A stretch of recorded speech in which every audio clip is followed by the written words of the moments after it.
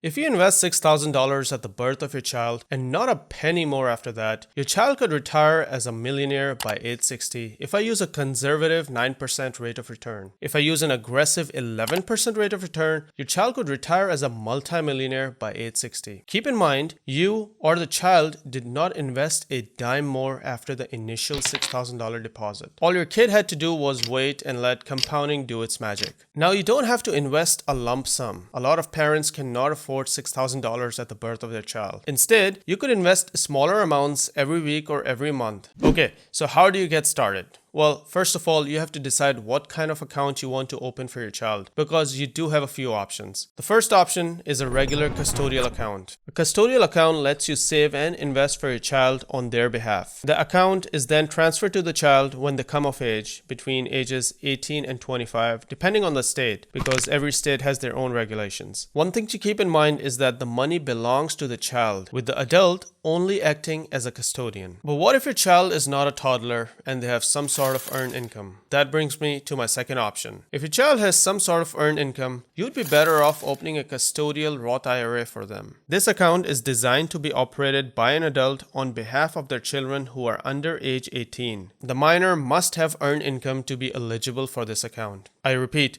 to be eligible for this account, your child must have earned income. Just like a regular Roth IRA, a custodial Roth IRA is also tax advantage. So if your child has a summer job, this account could be a great option to set them up early in their lives. What if you're looking for a tool specifically to save for your child's future college expense? That brings me to your third option. A 529 plan is the way to go if you want to save for your child's future college expenses. A custodial Roth IRA has contribution limits, but a 529 plan has no contribution limits, and anyone is eligible to open and contribute to a 529 plan. Other than that, the account works similar to an IRA, where you invest your after-tax contributions into mutual funds, ETFs, or similar investments. Then a common question, what are some of the qualified expenses? Tuition fees, obviously. Then your rent is also included if you're going to college at least half-time, internet and other computer-related expenses, and so on. Another commonly asked question is, what if my child does not end up going to college? What happens to all this money? You could always withdraw this money for a penalty. Another option could be to change the beneficiary in the account to another family member. Among these three accounts, my least favorite is the 529 plan, and the reason being, you don't have flexibility in this account. The thing with the 529 plan is that you can only use it for educational purposes. The other two accounts give you more flexibility and can be used for things beyond education. Alright, so you pick an account and open it under your child's name.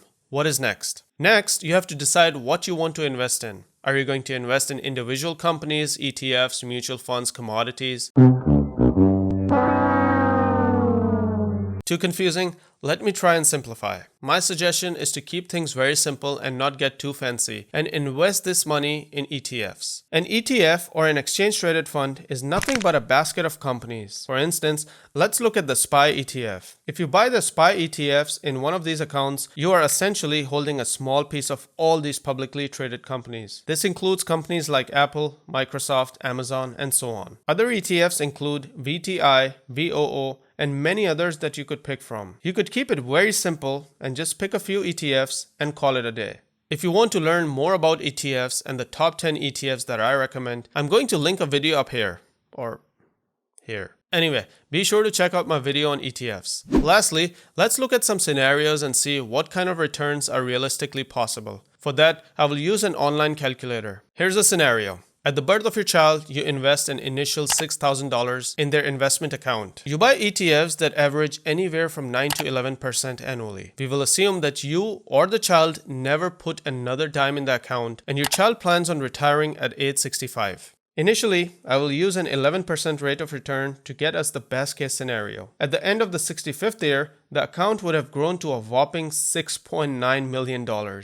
Remember, you or the child did not contribute a penny more after the initial $6,000 deposit. Now, 11% return is a bit aggressive. What if we use a little conservative number like 9%? And what if I put 55 as the retirement age instead of 65? In that case, you are just shy of the $1 million mark. Again, not a penny was contributed to this account after the initial deposit. For many parents, making the lump sum contribution of $6,000 may not be possible. Instead, they would rather prefer smaller monthly contributions. For that, just put the monthly contribution amount here and run the calculator again. If you feel like 55 years is too long to retire, maybe make a larger initial investment or a larger monthly payment. Or invest just enough to give your child a head start when they're adults. Either way, play with the numbers and see what works best for you. You may have heard investors say that time in the market is more important than timing the market. Meaning, the longer you let your money compound, the more time it has to build you wealth. And that is one thing your child has in abundance: